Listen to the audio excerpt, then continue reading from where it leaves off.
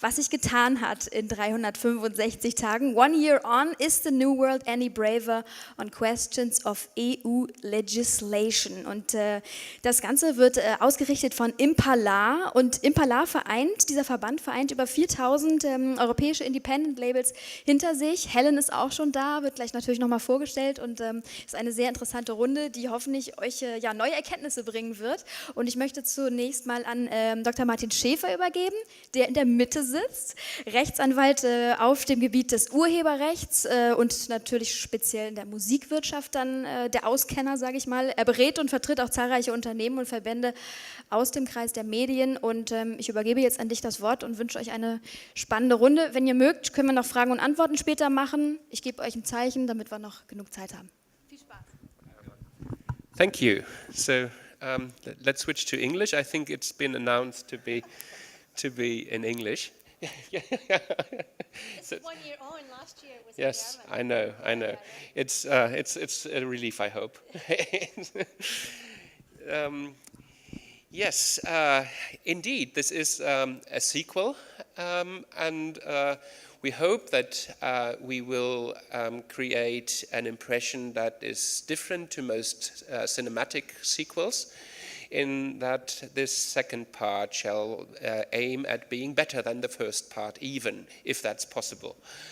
And the issue is, I don't know if those of you who are unable to understand German had a clue when you heard this introduction, but we are talking about the relation between the very big players in the market and the small and medium-sized companies and the very small ones in particular. It's all about market access and the way how fantastisch. Das mal That was much needed, and we were hunting for this for something like half an hour. It's just a plain cup of coffee. Yes, and how the market can function if there are if everyone is reliant on very, very big companies to conduct business, and that is of course about those companies we are all aware of that are so big that many people are even afraid to openly speak about these issues on a stage like this. And last year I asked the question, this year I happened not have asked, whether at all those companies were invited to be present on this panel as well. Last year the clear answer was no, they wouldn't want to, they simply declined to appear or even declined to respond to the question if they would. I suppose the question might have been asked this year as well. At least that's what I would have hoped. It is clear that they are not here today. So we try to be fair in our discussion today, not being able quite to take their view, but we will take into account what we are aware of being their view. So let me introduce the speakers on the panel. Let's start with Helen, who's in charge of Impala. You've just heard what an important organization Impala is for the independent music industry. She's executive chair and secretary general based in Brussels. And she manages the secretariat and drives the organization's key strategies on the political, commercial, and promotional level. She's been in charge with the questions we are discussing here for a long time. I know Helen since a very long time. And in her CV that I have in front of me and that you can see on the website, you will see a little sentence. She is originally from Scotland. And of course, I have to ask you, you will know that the origin, I mean, there are not many dialects in England that Germans are able to recognize. but there's one, and that's the Scottish accent we are able to recognize. And could you tell us how you are going to vote on Scottish independence? I can tell you, yes. I can't. I'm not allowed to vote. No. I am not allowed to vote. I'm not a resident. So if Scotland becomes an independent country, I would be entitled to a Scottish passport, but I'm not entitled to vote on its future. That's a most elegant way to get around the answer. But if I was able to vote, I would vote for independence. Thank you. Thank you. Then the next on the left of my chair is... What? Okay. Well, I didn't want to sound in any respect other than neutral in this question. Let's move on to, but we can discuss that. Of course, we will have plenty. Independence for unity. Yes. Independence. We can talk about that after. Yes, please. So let's move on to Mark Chung, who is the managing director of the independent music publishing company Freibank, and he is also the CEO of SMJL and yet another company, Cyberbia Media Company, and a managing partner of multiple other companies. I think most of you might know Mark's long and multicolored career in the music industry, because he has been both a prominent musician and a band manager, and he was even for a considerable time of his career part of the major industry.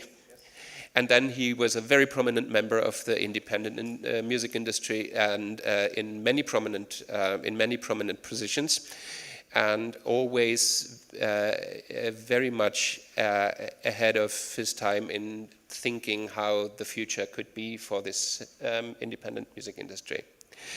So I then move on to my right, introducing Dr. Jörg Dörnemann, who is representing what one could call a content aggregator at the intersection of old and new media. He has been working in this field for a longer time than he's working for his current company, which is, I don't know how to pronounce it in English, ePubli, which he, as he will explain to you later, tries to establish at the interface between these big platforms and the individual content provided by authors, but also by publishers. Something that we are acquainted with in the independent music industry as well. So he said it's a kind of book publishing revolution. To give you an idea, he has been working as a director of strategy and research at MTV Networks previously, so he is well acquainted with this industry as well. And last but not least, directly to my right, Dr. Armin Jungblut. We are very happy to have him on our panel too, because he is head of the department Competition and Consumer Politics in the German Federal Ministry of Economy and Energy. He is a very high-ranking official and has been in various functions, both in London and in Brussels, in the area we are discussing today. And he is not only aware, but in charge of the issues we are discussing today for the German government. And of course, having this German government in place for not such a very long time, we are of course highly interested in learning about his views on what we are discussing today. So after having introduced the panel to you, I would like to ask Helen to make a start with giving us an idea about a current case brought to the European Union, to the European Commission, concerning something that is so illustrative of what we want to discuss today, that in preparing today's panel, we thought it would be the ideal opening for making this sequel a fantastic thriller. So let me hand over to you to give us some news about what Impala is doing about YouTube. I thought you were going to ask to give you some news about why non-resident Scots are not allowed to vote in the elections. Yes, well, I only try to refrain myself from asking this very urgent question. But please tell us before you start with YouTube. But why the reason? Yes. I understand that all the political parties found that to be an appropriate solution. But we'll find out soon enough if it's a legitimate solution or not. But as far as YouTube's concerned, obviously it's the type of example we were talking about last year, where we were discussing concerns about the ever increasing nature of the ability of big players to basically do whatever they like in the internet space. An example of YouTube is very telling, because they want to get into the subscription market. They want to launch a new service. The way they did it was to negotiate with the big music companies, and then when it came to the independents, what they did was they presented terms on a take it or leave it basis, terms that were considered to be unacceptable. And the consequence of that was that not only would the independents, if they did not agree, they would not appear on the new service, but their ability to manage and monetize content on the existing YouTube platform would also be terminated. And of course, as a negotiation tactic, that's very powerful. You can only really do that if you're in a very dominant position. So as you mentioned, the organisation took a decision that the members should have this case heard before the European Commission. So we've actually lodged a competition case on an abuse of a dominant position, and we've listed a number of technical areas of concern. So that's the background, and the Commission's looking into that, looking into that now.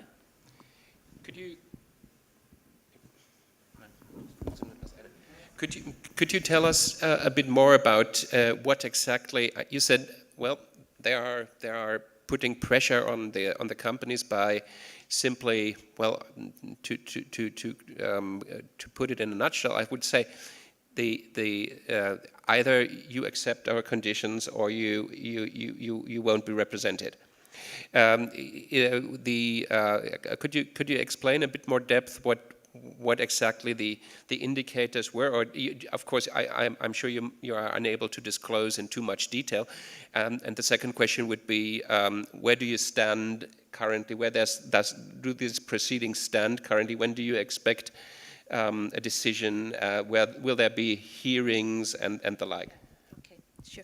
Well, basically the whole case is about the notion of discrimination, and whether a company in a kind of essential position like YouTube is able to exercise that kind of discrimination between its partners. Is that an excessive level of discrimination? Is it abusive? Is it abusive because it's leveraging its phenomenal position in the video distribution platform space to get into the music subscription service space? Is that unfair competition to companies that are already in that market, like Spotify, for example, Deezer? And the indications that we've got is that it may be a music case, but there are some similarities between that and other cases that Google is obviously going through with the European Commission. It's all really hinged on the notion of discrimination and whether companies, when they get to a certain size, are able, under European competition law, to discriminate in that way. And clearly, Google, YouTube, other companies, when they get to the stage that they're completely indispensable in the ecosystem, then they would be an essential trading partner. And when you become an essential trading partner, you have to behave in a certain way. And that's why competition rules exist.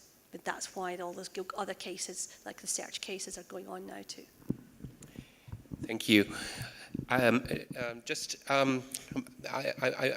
don't want to put too much pressure on this, but I have the impression that there are additional dimensions to these questions. First,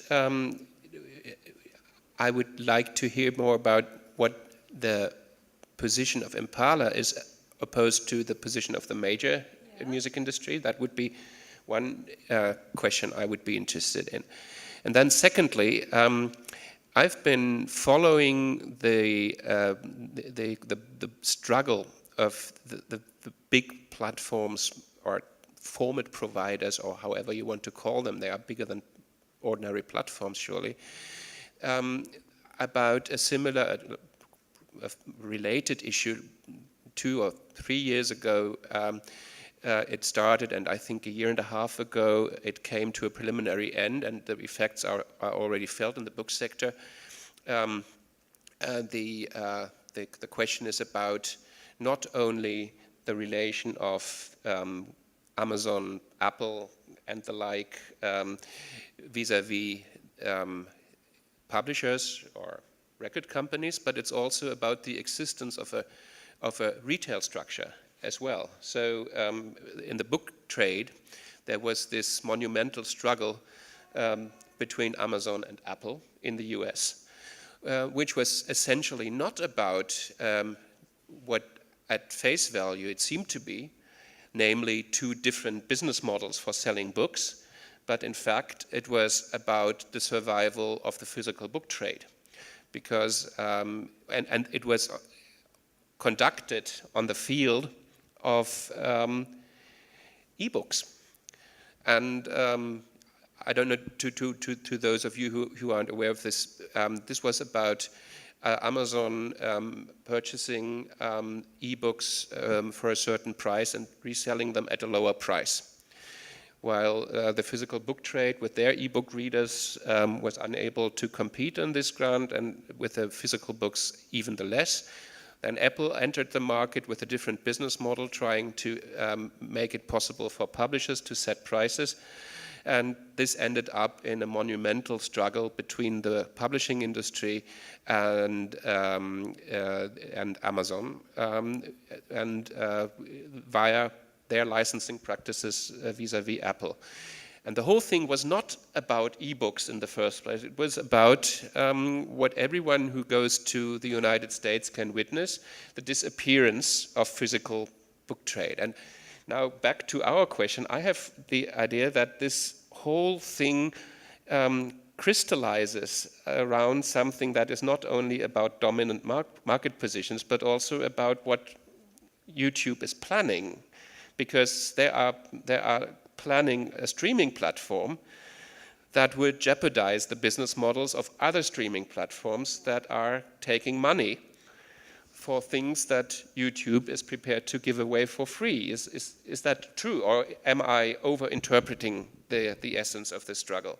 Well, I think it's very clear. It's all about eyeballs and who has the most eyeballs, and whether they're going to pay or not, or whether YouTube can afford to have lots of eyeballs that don't pay. I mean, that's obviously one of the big questions. But I mean, Mark, you probably know about this as well. There's not a massive amount of concrete detail about what YouTube is going to do, and it looks like there's some delay, and they've lost a couple of key engineers. So things are obviously a bit more difficult. But clearly, I mean, for years, people have been talking in the States about the Spotify killer, haven't they? Everybody wants to have the next Spotify killer, and is it going to be Amazon, or is it going to be Apple, or is it going to be YouTube? So it's clearly all about market power and struggle to control the market. And the example you gave is quite typical, where those who go into the market early, they're caught up by others who want to loss lead, and then when the inventors are out of the game because they can't compete anymore, then the prices go up. So it's I think classic loss leading type behavior. Thank you. Yeah. So as you've already addressed this partially to Mark, may I ask you for elaborating on this a bit more, because this is something. Well, we had a discussion, of course, with all the participants in preparation of this, and I really thought that this European case is intertwined with the situation, especially here in the German market, because those who are present here at this Music Week and those who are in fact organizing our conference are directly affected by what we are talking about. What I found fascinating, and that's what I would like to ask you, explaining a bit more in depth, what an important role streaming providers like Spotify have started to play in the market, as not only a platform to display music, but earn money with music. Maybe to start, because you pointed out that last year you had problems finding individual publishers that would stand up and comment and on the case that you were discussing. I wasn't there last year, but I'm assuming you spoke about Amazon. It's not so different now. Helen and I are here because it would be difficult for any label to enter into this kind of conflict that we have as trade organizations with YouTube. So it's the same again. It's easier for us. Yes, I'm a music publisher as well, but anything I've had to do with this case, and obviously Helen is full-time engaged in a trade association. We do as a trade association. We do not do business as trade associations with YouTube, so it's much easier for us to comment on a situation. There is, and I think that says something, that there is fear in the market by the participants to go into conflict. It would be suicidal probably to have a conflict with YouTube if you're a label or a young label especially. So on the streaming issue, I don't want to sidetrack the discussion too much, but it's correct. It is my personal view, and not everybody shares it, that the streaming platforms are part of a possible solution going forward for the music market. I'm part of the people who believe that the Spotify model, the paid-for subscription model at least, where people pay $9.99 or $4.99 to access music, can work. And without going too far into it, quite simply because people that do pay $9.99 spend 120 euros a year on music, and we've never had many people who spend 120 euros on music in a year. So the volume of money that's in the market should be, in the long run, should at least have a positive effect, even though a lot of the artists rightly and understandably complain that the royalties are very, very low. They're obviously fractions of cents that they get for streaming. But there is a very significant difference in the Spotify model. The money you get for use on the advertising-supported tier is indeed very, very low, while the money that you get on the paid tier is beginning to improve. And I think there is very simple logic to that, which I can see every day. The more mainstream acceptance these models get, the more people you have that don't listen to as much music as the intense music listeners have that were the early adopters. So you will get more and more people into the system, and I think that's the background why we see the Scandinavian labels and the Scandinavian artists be very enthusiastic about Spotify and Deezer, is that the more people you have who use music that way, who actually don't listen to music all day long, but maybe only to an hour a day, half an hour a day, an hour a week, obviously their $9.99 contribution per month is dispensed on a smaller amount of tracks. So I'm quite optimistic that if we let these models evolve, the payment will reach levels where it begins to make sense again for artists. At the moment, that is not yet the case. So on that background, and that's, I think it's a bit of a sidetrack, but that is of course the background why there is some nervousness about YouTube and its parent company Google extending its dominance into the audio streaming market, because I personally think we're not being fairly treated by YouTube. Other people might disagree, but I think we're being paid too little. And I take the freedom to say that simply because what really concerns me is that the company has made itself non-accountable. There are no audit clauses in the agreements that you do with Google or YouTube. You do not have a right to check. So essentially, you can only accept what they pay you. And my trust in these corporations is not that big that I would assume we're always being treated fairly. Thank you. Yes, so this whole discussion really is about how the market structure will be in future. So just as in the book market, I assume it is the question, what will book publishing look like in the future when the transition process towards the e-book has progressed, and will there be an independent book market left, or will, as it has shown so often to be the case in the internet, the dominance of one or at the very most two players will be such that everyone else has either to submit to their demands or vanish. And that, of course, is a kind of parallel development that has already led to the, and that's the point we will get to a bit later, to these problems of the physical book market in the US, which anyone who's looked at this over a longer period of time can really see. It's one of the most graspable effects that this transitional process of imposing this type of competition on such a market, I wouldn't have expected that to work out that quickly. And now the same thing can be regarded as a threat, as we've heard, if it applies to something as advanced as paid-for streaming as well. Now, let's move on to someone who is located right in the middle of this, with all the challenges of the book market, with all the knowledge from the music market, coming from a company, MTV, whom I remember having exercised something similar in the past. I can still remember the time. No offense, but I can still remember that when MTV Europe first hit the European market, they started with a licensing campaign based on getting all the European collecting societies for neighboring rights together in a big reciprocal network of agreements leading to having full access to 100% of video rights in Ireland, where the uplink took place. And after the introductory phase was over, after I think 3 or 4 years, when the Irish Collecting Society, as the spearhead of all the other collecting societies in Europe, wanted to renegotiate the contract with MTV Europe, MTV Europe said, well, we are now, they didn't say that, but they thought the first half and said the second half, we are now big enough to be so dominant that nobody can live without us. Now, we want to have direct contracts with the major companies, and we are no longer negotiating major company rights with you, collecting society.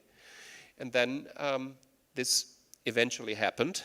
And then the remaining 20 or 25% of the market were negotiated with the collecting societies.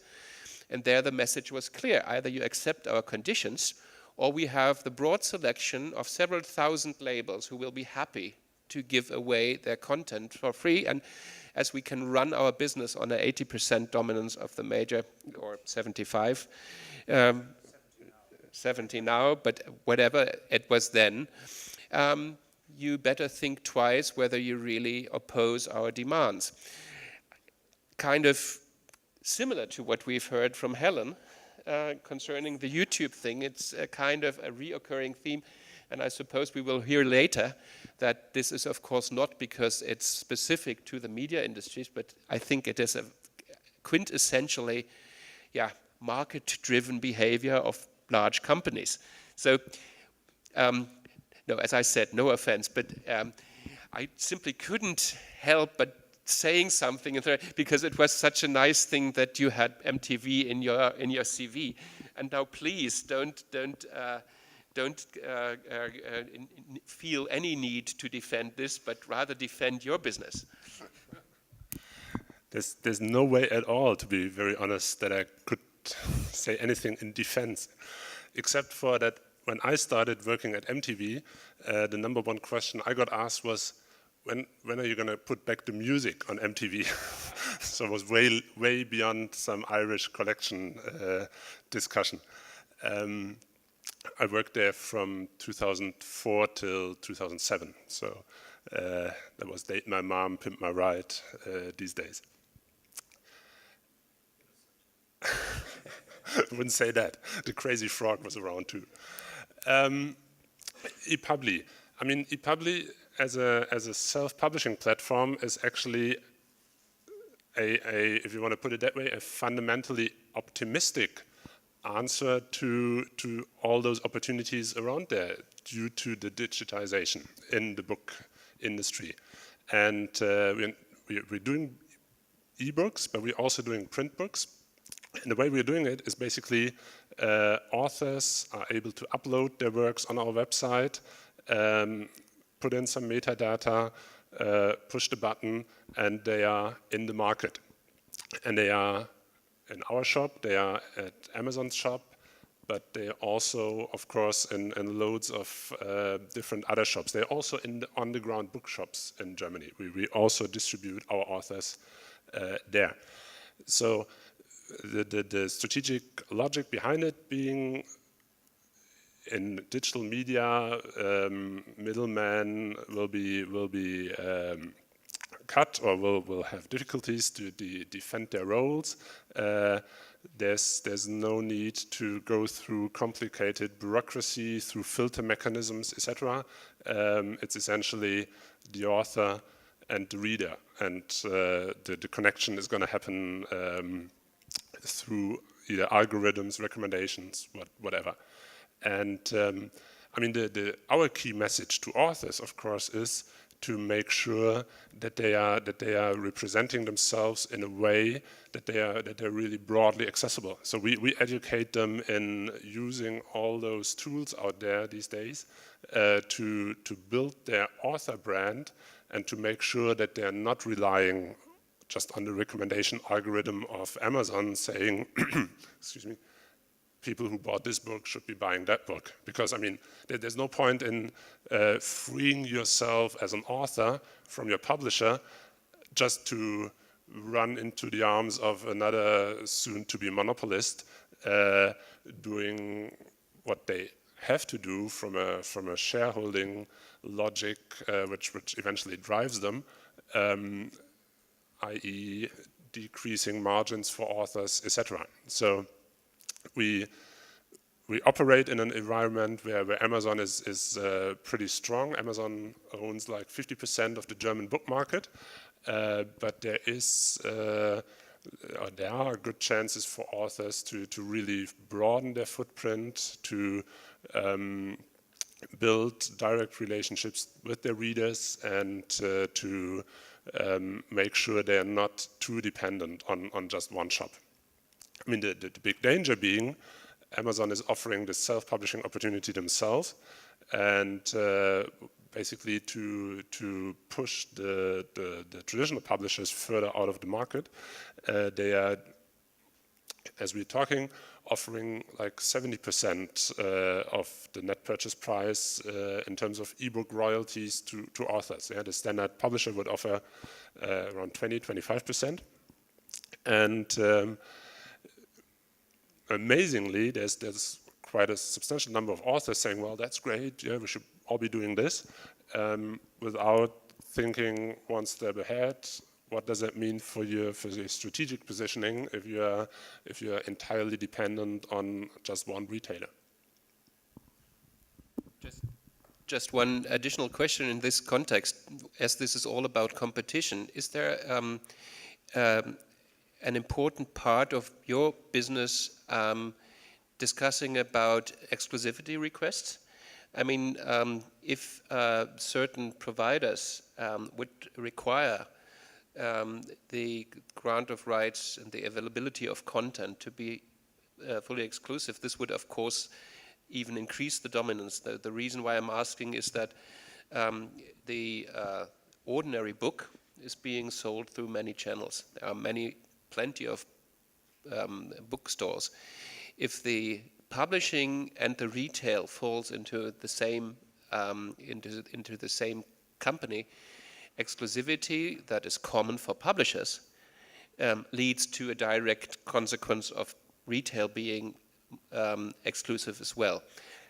Can you avoid this? Because I assume for the business you're conducting, it might be essential that it cannot lead into a situation where everything ends up in the hands of Amazon anyway. Absolutely, and that's exactly the road ahead in my perspective. As I said, Amazon these days offers 70% to authors. And we only recently had a discussion started in some Facebook group of Germany's leading self-publishing authors, and basically the majority of them was saying, no, it's going to stay that way. And we were like, no, it's not going to stay that way. Once they've got enough of you guys around, they'll either say, well, 70% in return for exclusivity, or they'll say, well, otherwise 30, 40%, whatever. So that's a key assumption or key advice we'd always give to authors: don't do any don't do any deals based on exclusivity, because there's no point in annoying all those potential readers who chose to give their credit card details to Google Play or to the Apple iBook store. You'd always want to have them all, and you'd always want to make sure that your book or your ebook is really as broadly available as possible. And the closer you are to your, I mean, you've been hearing this, I guess, for the last couple of years at these kind of events, the closer you are to your fan base, the larger your email newsletter, subscription base is, all that, the better. But there's absolutely no point in selling exclusively to just one retailer. I mean, we've seen this in consumer goods, for example. I mean, I remember a couple of consumer goods clients back at the days in management consultancy, where I worked before MTV even. They were really happy to get deals done with Aldi or Lidl or the likes, and some of them only survived that for a year or two, because once they were so dependent on these guys, they decreased prices all the way down to the point where the whole business was no longer sustainable. And that's exactly what Amazon is doing with the content business at large, if you want to put it that way. And it took the book business. I mean that's the turning point we are at now. It took the book business a while to realize that these guys are not about culture, about the high arts, the fine print, whatever. And it took them another while to speak up and to realize that basically, from Amazon's point of view, you're no different to a sausage producer as an author or as a publisher at all. Thank you. That was, as I hoped, a further step to the culmination of asking questions to Mr. Jungblut, because this whole thing is about how our economy functions. One cannot possibly blame a corporation for behaving like a corporation. And I think this is essentially where it all comes to. I think, and that's what your last remark was a perfect hook for.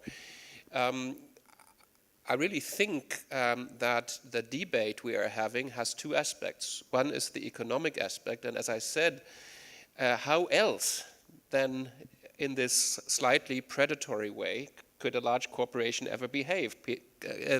They are responsible for raising shareholder value for their company, and that's what they do. And that has been the case in the way our economy has been constituted for hundreds of years. So I think the question really is a market, if you leave it to itself, not always developing into such a direction, and are there means to say we don't want this as a society? So Germany is a country, one of the few remaining in the world where, for instance, we have book price fixing, which has led to a situation unlike in the US. Already for a long time, the type of bookstore landscape we have in Germany is totally unlike almost any other place in the world. And I can still remember the figures in my time in the music industry. That was already in a distant past, but the figures were still available. There had been price fixing for records as well, up to the 1970s. And once abolished, the number of retail stores in the music retail business decreased steadily ever since. And I'm mentioning this because it shows that politics can influence market. And now my question is this: what is the present German government's position on this? Are you going to impose some kind of influence on the market mechanisms that we have observed to be working in this field? Yes, thank you. When let's come back to last year. Last year, a colleague of mine attended this discussion, and I asked her before I came here today, how was the discussion last year? And she said it was quite theoretically. I think today we have a discussion which is quite practical. We have cases. I have these cases on my table: Google, YouTube, Amazon, to name one, to name some. And the first point is we have competition law to address these cases. And so Impala has gone to the European Commission. 20 other complainants have sued Google before the Commission. The Amazon case is now pending before the Bundeskartellamt and the Commission, and they have to decide who is the best placed authority. So first answer, yes, competition law and competition authorities are the first step. Coming to your explanation, you must see these companies are quite young. They have grown very fast. They had good ideas, perhaps better ideas than some German or European companies. And we are now at the point where they are, from some point of view, essential. They are essential for content providers. They are essential for publishers. They are essential for news producers. And they're essential for music content providers. Now the point is competition law enough? Do we have to address the problems we discussed before by regulating? We are thinking about ways to regulate. Usually if you have market-dominating companies, in former times it was IBM or AT&T, or the German Bahn or or ports, we started to regulate. Now I'm a bit hesitant whether telecommunication regulation or media regulation is the right thing to address these problems we discussed. But we are thinking about how platforms can be regulated. We have seen different cases, but I think that the core is always the same. You all rely on these platforms, you depend on these platforms. You just can't say, well, if you press these rebates on me or press these agreements on me. I just don't deal with you. Then you lose 80% or 90% of your business. So these platforms are essential, and of course we talk to the other players as well. So we have talked to Google and to Amazon. They say, especially Google say, well, our competitor is just one click away. We are not essential. You are not dependent on us. You just go to Yahoo or to other search engine. But if you ask the providing, let's say publishers, they say, well, if you are not found on Google, you're not found at all. So first answer, competition law, the competition authorities are the right place in the first time. And we are thinking about kind of platform regulation. I think the main point is it has to be on a European level. It makes no sense to have it in national law and German law. We are discussing it with our French colleagues. We will ask the new commission, the new competition commissioner, to look into this topic. I think it's too early to say we are going to regulate them like we regulated our telecom providers, because it's difficult. They don't have a network. Platform is not a network. So there are similarities, but it's quite challenging. 1 year ago, I discussed with my team what are the challenges in competition policy over the next years, and well, we said might be the internet will be a challenge. I can tell you that, let's say, 90% of my work at the moment is just dealing with competition in the internet. That's very interesting, at least that's my impression. It's good to know that this is the case, because I think this is really one of the urging issues in almost all fields of life. I mean, we are having this same type of discussion in the data protection environment, and really there's one strange paradox in this. One has to admit, everyone uses the platforms we are talking about. There is no one, I assume not even in this room here, who is seriously considering banning Google, YouTube, Amazon, and all the others, because, as you just rightfully said, they played and play a very important role in today's life. And just as we have a debate on data protection and a shadow debate on how people are giving away data, that they are just giving away and their free will, without anyone forcing them to. I think there is some merit in the argument Google puts forward, saying the competitor is just a click away. There's some truth in this. So we are kind of requesting to be protected from ourselves, aren't we? And I think this is a regulatory issue not only in this context. One has to admit sometimes policy making involves raising people's courage by making a first step. Would you agree? I think a completely new challenge is the link between competition and data. So all these companies live on our data we give them for free. Their service is not for free. Most people think, well, this is all for free, but the people pay with the data.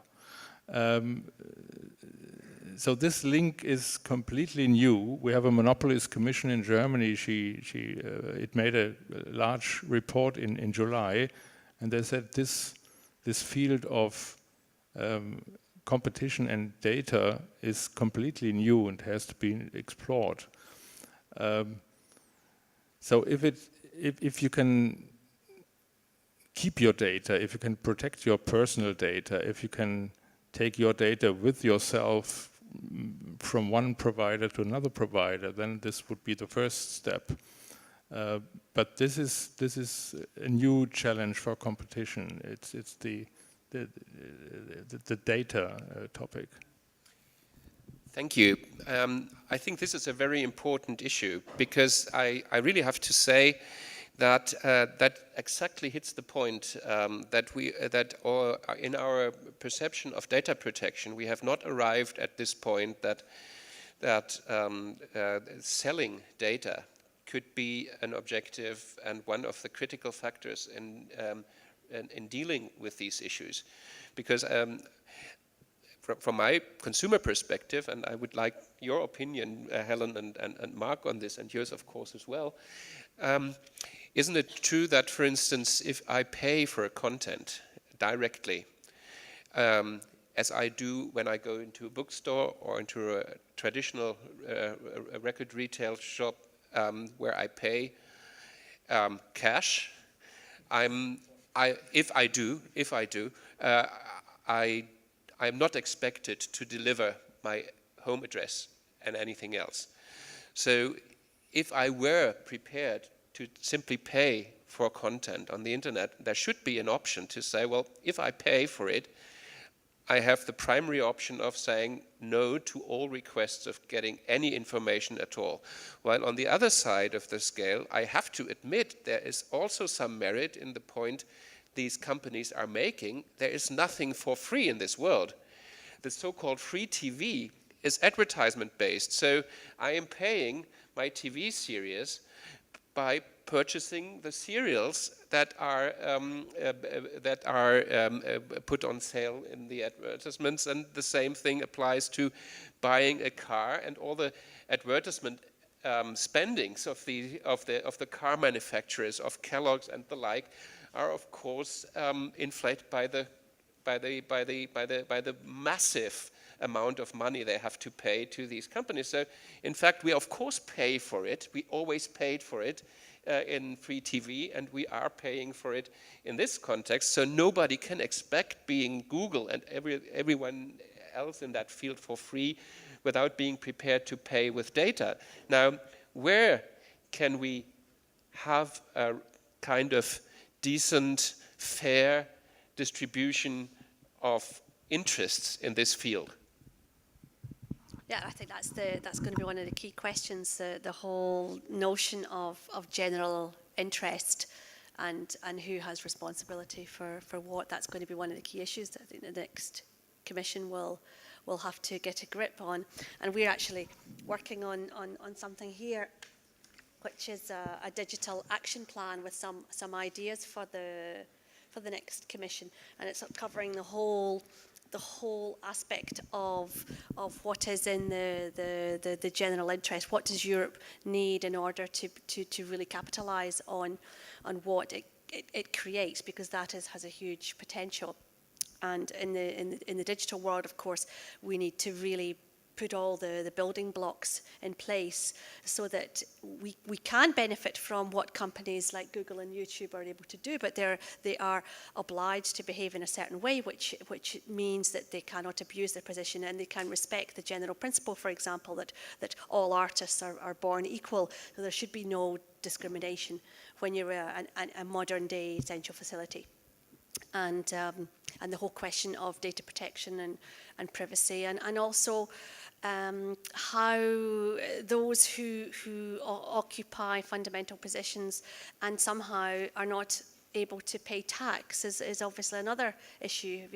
That is another level of discrimination which impacts our members as SMEs, which impacts everyone as citizens. And that's something which we know that Germany has raised along with France, and we look forward to seeing what happens in the next couple of years, I think, on that. Well, so glad Helen's there. She always says all the important things, so I don't have to add much. Just for completeness, and I'm sure I don't have to mention it to Dr. Jungblut. Of course, the one click away argument, and I'll just mention it once for completeness, is of course not easily applicable, because since we have internet and we see the network effects and the aggregation that happens. If there's more content on a site, it's more interesting for the consumers to go there, so it's more interesting for the content providers to go there. So no, going one click away does change things a lot, and it's not that easy.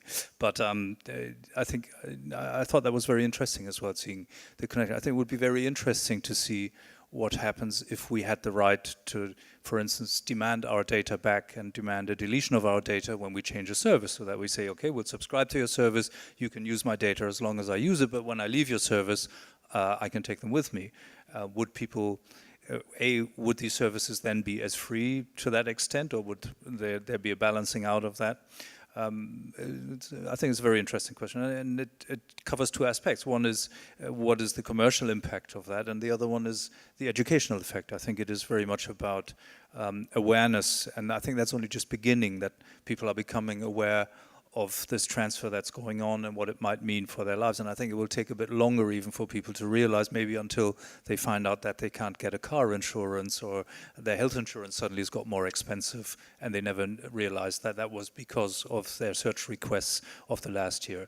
I think when things like that start to happen, but that's still a couple of years away, there'll be a different awareness of what's happening in the data transfer, and people will maybe start realizing that services are not necessarily for free. If I may just quickly add one little point to that one. I think there's loads of again, me being the optimist, there's lots of hope to be gained if you look at what kids are doing. I mean, if you look at engagement rates of kids on Facebook, they're going like this. Yeah, this whole Snapchat, all the short-term, more private things grow like this. So there's a whole new generation of newcomers, so to say, being very aware of this data thing. I mean, not so much for is the NSA watching me, but for reasons like, is grandma watching me? They're pretty conscious about what trail to leave, where and when. So I'm completely with you. This whole idea of well, this book could interest you after you bought this and that book is something that might be harder to sustain once this generation becomes like a major force in consuming terms. Thank you. That brings me to already, well, almost to the closing round of our discussion, but one question before that. Is there any link in the political debate within the government, so behind the scenes, so to speak, currently, when it comes to policy structuring? And I understand from what you have said, you are still in the process of making a consolidated approach in this.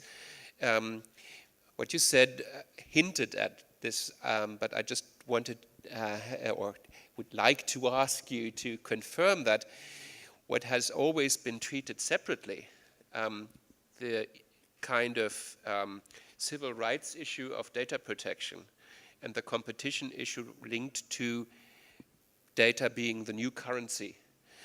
Is this link established in the government? Is that, because I think this is really, I know the data protection debate from the civil rights perspective as being fiercely opposed against the even notion of the economic relevance. And I think that might be a wrong way. As a copyright lawyer, I can say copyright has two aspects. The personal rights issue that always stays with you and is indispensable and always attached to your person. And then you have your exploitation rights that you can give away and sell. Isn't data in its quality pretty much the same? And requires it inter-resort consultation? Yes, but I think we have to we have two things. We have data protection. So my data is protected against misuse.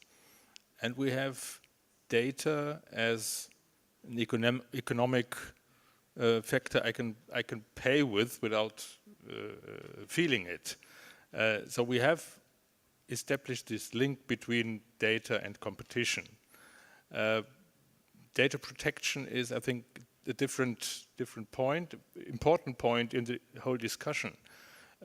Just one example. When Facebook bought WhatsApp, every competition authority in the world checked whether this merger should be scrutinized. And I was asked, I was in the Federal Cartel Office this day and asked them, well, will you scrutinize the merger of Facebook and WhatsApp? And they said, what's the turnover of WhatsApp?